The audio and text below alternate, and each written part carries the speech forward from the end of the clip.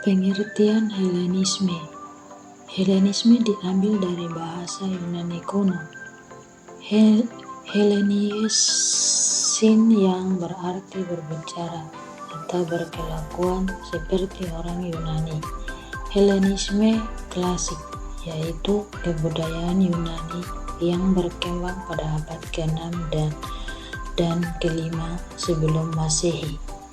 Helenisme secara umum istilah yang menunjukkan kebudayaan yang merupakan gabungan antara budaya Yunani dan budaya Asia Kecil, Syria, Mesopotamia, dan Mesir yang lebih tua.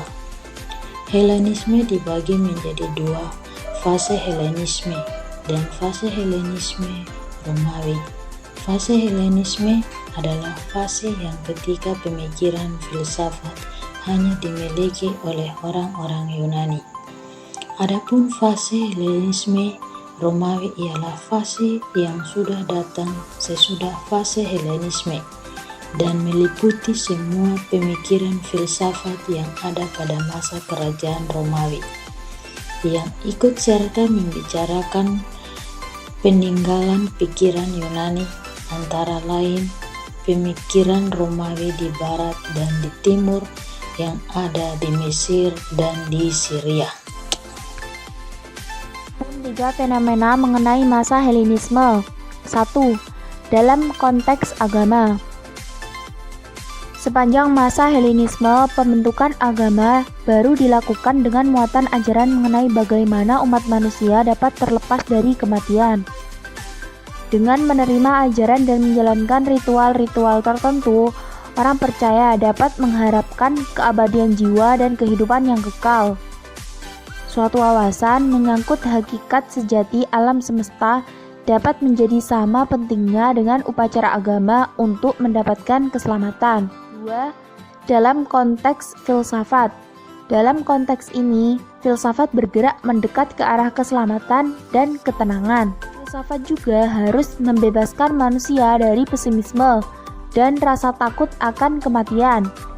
Dengan demikian, batasan antara agama dan filsafat lambat laun hilang. Ketiga, dalam konteks ilmu pengetahuan. Pada masa ini, ilmu pengetahuan terpengaruh oleh campuran berbagai kebudayaan.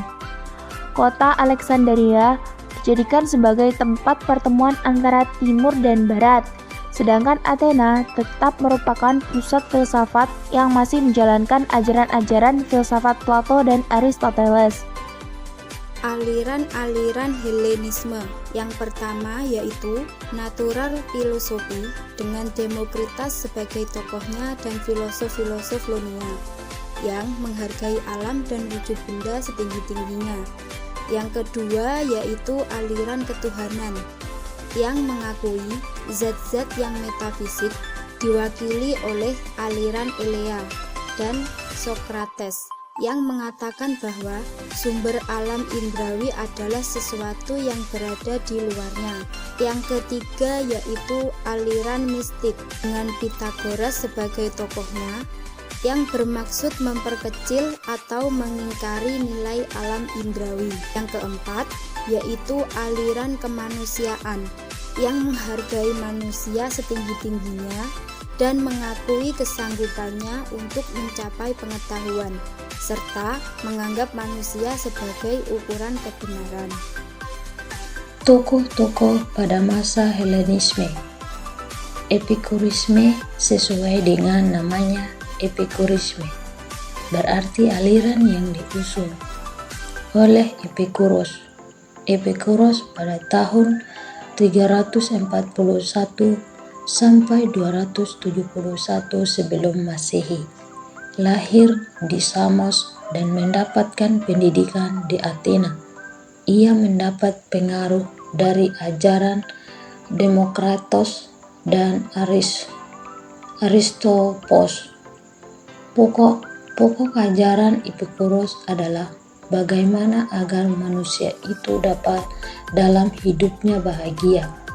Epikuros menemukan bahwa agar manusia dalam hidupnya bahagia terlebih dahulu harus memperoleh ketenangan jiwa. Bagi Epicurus, tujuan hidup ini adalah untuk mencapai kebahagiaan. Sesuatu dapat dianggap bahagia bila itu terkait dengan kenikmatan, karena segala macam keutamaan hanya akan mempunyai arti sejauh membawa orang pada rasa nikmat. Yang kedua, Stoasme.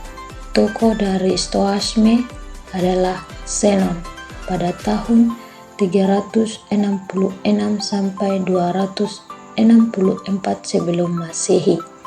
Ia berasal dari Citium. Cirius, ajarannya mempunyai persamaan dengan Epicurus, yaitu bagaimana manusia dalam hidupnya dapat bahagia. Akan tetapi, untuk mencapai kebahagiaan tersebut, manusia harus harmoni terhadap dunia alam dan harmoni dengan dirinya sendiri. Untuk mencapai harmoni dengan dunia alam, manusia terlebih dahulu harus harmoni dengan dirinya sendiri. Dalam konsep etikanya, manusia hendaknya mengikuti saja surutan takdir dan penentuan alam baginya. Dengan demikian, ia akan mencapai harmoni dengan alam yang akan membawanya kepada kebahagiaan. Eudaimonia.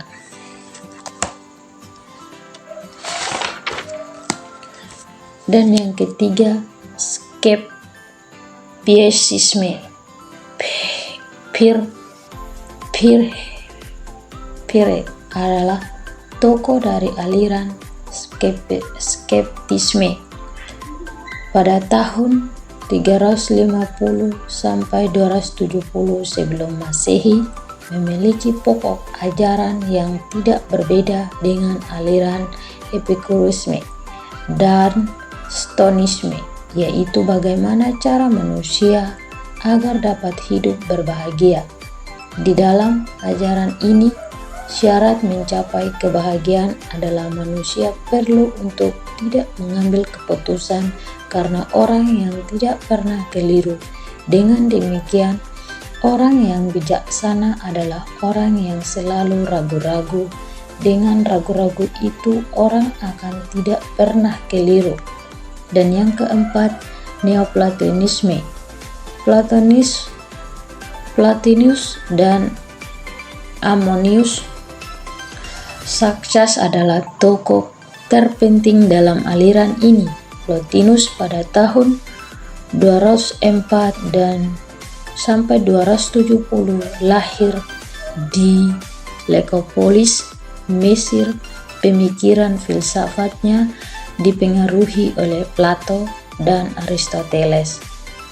Titik tolak pemikirannya adalah bahwa asas yang menguasai segala sesuatu adalah satu. Tuhan dianggap sebagai kebaikan tertinggi dan sekaligus menjadi tujuan semua kehendaknya. Demikian juga manusia sebagai makhluk bukanlah sebagai ciptaan Tuhan, tetapi pancaran Tuhan. Menurut Plotinus, semua yang ada berasal dari dan menuju kepada yang esa. Ia adalah tujuan segala sesuatu. Dalam menjelaskan proses berasal dan menuju kepada yang esa ini, Plotinus menggunakan konsep eminensi pelimpahan. Epikurianisme berpendapat bahwa kesenangan adalah kebaikan utama dalam hidup. Epicurus menganjurkan hidup sedemikian rupa untuk memperoleh kesenangan sebanyak mungkin selama hidup seseorang, namun melakukan secukupnya untuk menghindari penderitaan yang ditimbulkan oleh kesenangan berlebihan. Epicurus secara aktif merekomendasikan untuk melawan cinta yang penuh gairah dan percaya bahwa yang terbaik adalah menghindari pernikahan sama sekali. Dia memandang seks rekreasional sebagai keinginan alami, tetapi tidak perlu secara umum harus dihindari. Epicurus sangat menekankan pada pengembangan persahabatan sebagai dasar kehidupan yang memuaskan. Stoa. Bagi kaum Stoa, bahagia adalah apatheia. A sama dengan not, pathos sama dengan suffering. Sehingga apatheia adalah situasi di mana kita free from suffering, free from emotion, freedom from all passion.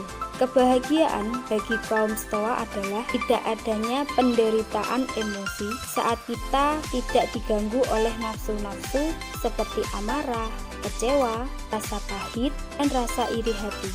Kunci kebahagiaan bagi kaum Stoa adalah manakala kita terhindar dari nafsu-nafsu tidak jelas, kecanduan atau addicted terhadap sesuatu, angkara murka, kehilangan kendali, dendam kesumat, kecemasan obsesif, rasa kesal berlebihan yang dirangkum dalam 4 jenis emosi negatif, yaitu iri hati, takut, kesal atau pahit, dan rasa senang atau nikmat. Kaum Stoa menempatkan kebahagiaan dalam ketenangan batin, yaitu peace of mind, dan bukan dari hal-hal eksternal. Neoplatonisme, dialektika, seluruh sistem filsafat Plotinus berkisar pada konsep kesatuan yang disebut dengan nama yang esa, dan semua yang ada berhasrat untuk kembali kepada yang esa. Oleh karenanya, dalam realitas seluruhnya terdapat gerakan dua arah, dari atas ke bawah dan dari bawah ke atas, yaitu A. Diatektika menurun, unwise down, dialektika menaik, awain up. 2. Emanasi. Jika ajaran Plato berpangkal pada yang baik yang meliputi segala-galanya, maka ajaran Plotinus berpangkal yang esa. Menurut Plotinus, yang esa itulah pangkal dari segala-galanya. Filosofi Plotinus berpusat pada keyakinan bahwa yang esa adalah satu dengan tidak ada pertentangan di dalamnya. Yang esa adalah yang asal, dari itulah permulaan dan sebab yang esa dari segala yang ada. Yang esa itu sempurna, tidak mencari dan tidak memiliki apa-apa. Dari yang esa itulah keluar sesuatu, dari kemudian mengalir menjadi barang-barang yang ada. Dalam menerangkan munculnya keragaman dari yang esa, Plotinus menyebutkan dengan emanasi dari dia. Plotinus inilah yang esa kali memunculkan konsep emanasi. Tahap-tahap wujud. Menurut Plotinus, wujud keseluruhannya ada 4. Yang pertama yaitu yang esa atau Tuhan. Menurut filosofi Plotinus, alam semesta bukanlah ciptaan yang esa, melainkan limpahan dari yang esa melalui proses emanasi. Tujuan akhir dari semua wujud adalah terserap kembali ke dalam yang Maha Esa, tempat asalnya. Sifat yang Maha Esa adalah di luar jangkauan pemahaman manusia. Kedua, akal atau nous. Akal keluar langsung dari yang Esa dengan kedudukan sebagai asal pertama. Keesaan yang Esa dari segala segi menjadi berbilang dengan akal. Sebab dengan adanya akal, maka ada lagi yang menjadi objek pemikiran atau makul. Akal keluar dari yang esa, bukan dalam proses waktu, sebagaimana dengan wujud abstrak lainnya. Tahap wujud yang nomor 3 yaitu jiwa.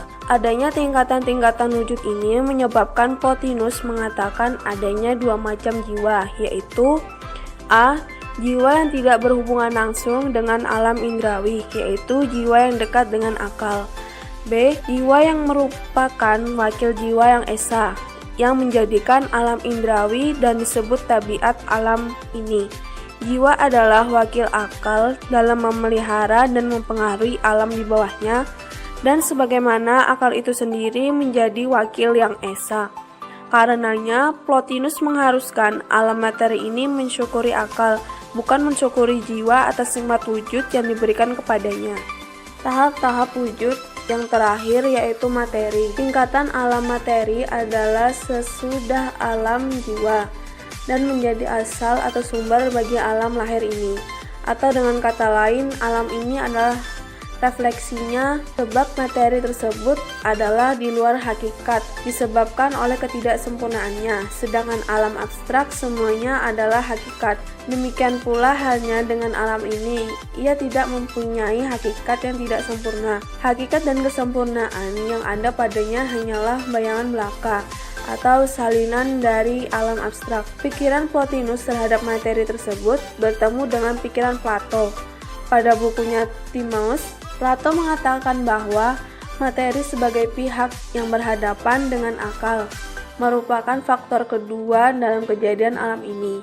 Materi ini menerima pengaruh dan menjadi tempat segala pengaruh. Bagi Plato, materi ini menjadi penjara bagi jiwa.